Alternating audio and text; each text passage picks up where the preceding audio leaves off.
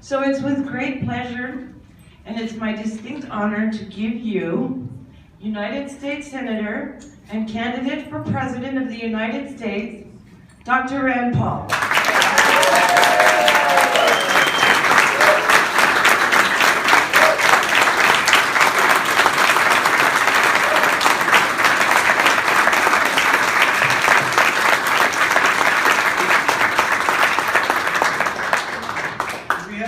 Republicans here who are disappointed that we get a Republican majority in your state, what do?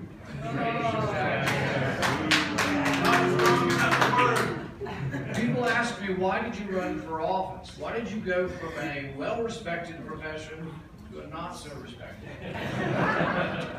And really the truth of the matter is, I tell people I got tired of throwing stuff at my TV. I got tired of being unhappy. But even more to the point, I got tired of Republicans who I had helped elect getting there and then doing the opposite of what they said. I got tired of government growing under Republicans. I got tired of the bank bailouts. This was 2009 when I started getting interested in running for office. But I was tired that Republicans had actually been the ones that bailed out the banks, along with Democrats as well. I was tired of Republicans that actually doubled the size of the Department of Education. I was tired of Republicans who actually, got the federal government more involved in our private property and our land. And so really, it was my reaction to say, we need better Republicans. They got me involved. Real Republicans.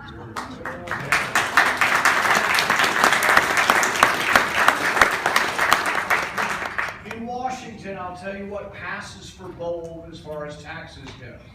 What they want to do in Washington, and I kid you not, this is the top of the party on both sides.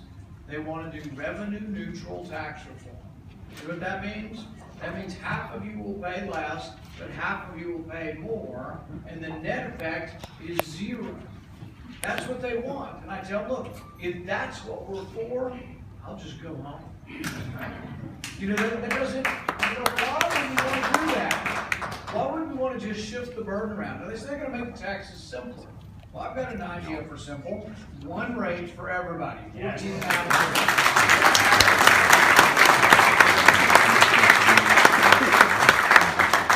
We got frightened somehow to be in favor of tax reduction. What happens is the Democrats say, oh, you're going to help Warren Buffett. And I say, no, I'm going to help the city of Reno. I'm going to help the city of Las Vegas. I'm going to help the state of Nevada. Where would the money be better spent? What if we left $50 million in Nevada versus sending it to Washington? Yes. The thing is that that's the debate we need to have in our country. Not about which individual person gets it, but whether or not it would be better in your community. Would Reno be better if $10 million didn't go to Washington and $10 million stayed here?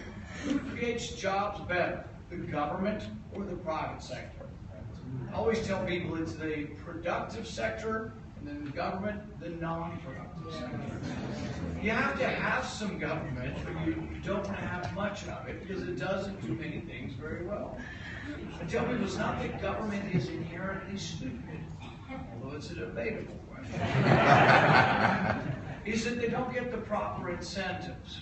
Economists have written about this, and some, even Adam Smith talked about it initially. This sort of invisible hand that allows for efficiency, it allows for competition and low cost. But even the simplest of items, think of a pencil. Leonard Reed wrote about a little pamphlet called iPencil back in the 50s. And he talked about how a pencil is made, where the graphite's got to come from, where the wood comes from, where the eraser comes from, where the glue comes from, for something really simple that sells for 2 pennies. Can you imagine if you asked government to have like a commission to build a pencil? You'd never get it done. But the reason and the beauty of the marketplace is it's 300 billion of us instantaneously making decisions, buying and selling, and you get a price. And people try to maximize profit. And so things come together and are built. You think the government could build an iPad? The government tried to build an airplane. There was a guy named Langley, and the government gave $70,000 to him about the turn of the last century, about between 1900 and 1905. $70,000 was a lot of money back then. The Wright brothers took no money. They spent $1,000 of their own, And if you want to watch funny or look at funny pictures, look at the picture of Langley's plane that catapulted into the Potomac and it would crash into the Potomac.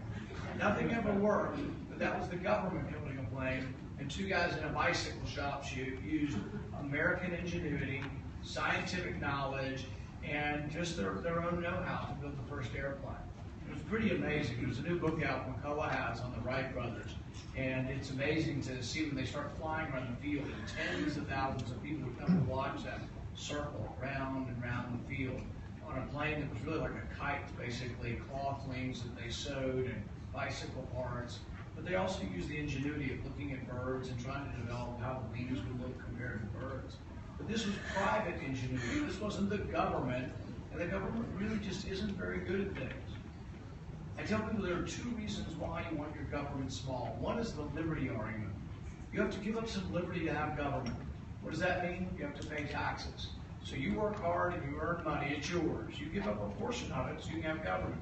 I'm not arguing for no government. I'm just arguing that you want to give up as small a portion of your liberty as you possibly can. If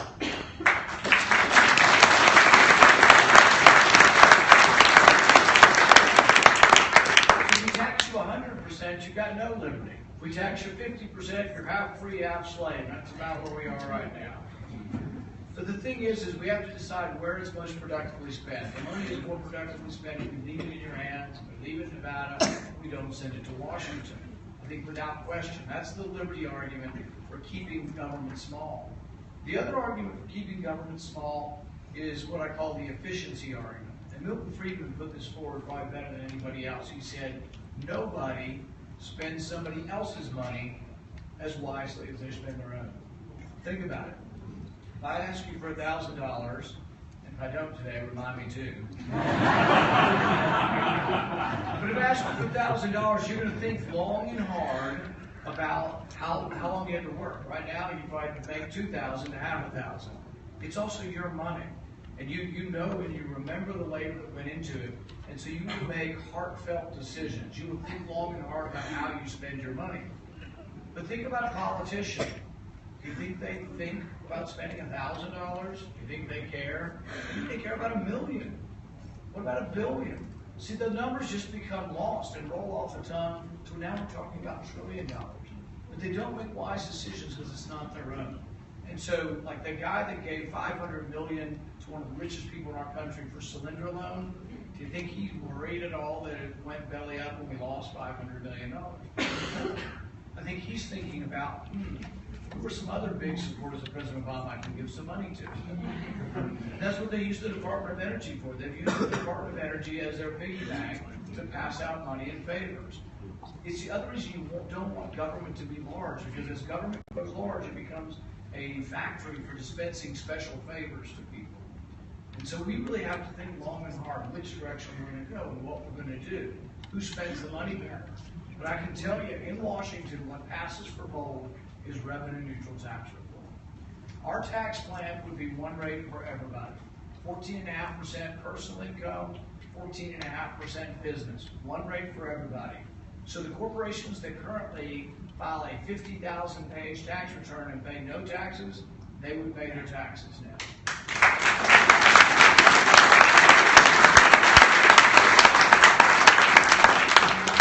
Steve Forbes ran on a flat tax, and many people still remember that 15 some odd years later.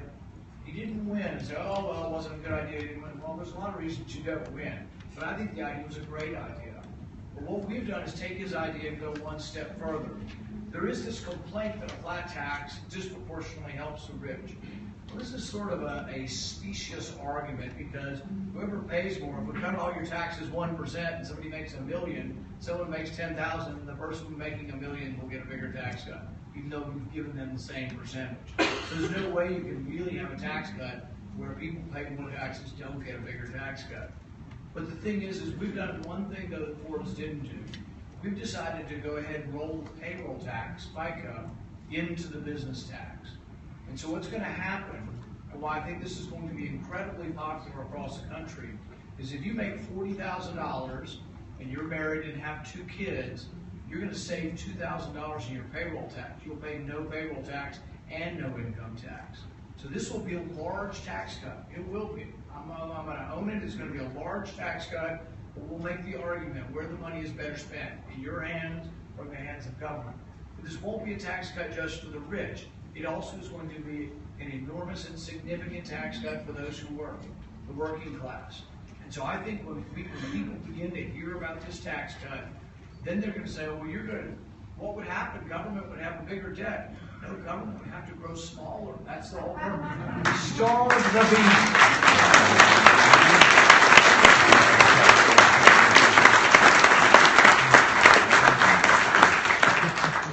Some of the media have asked me, well, how will you stand out? There's 55 people running for president. And I tell them, you know what? That hasn't been my problem, standing out for the pack. But I did stand for 10.5 hours for your right to be left alone.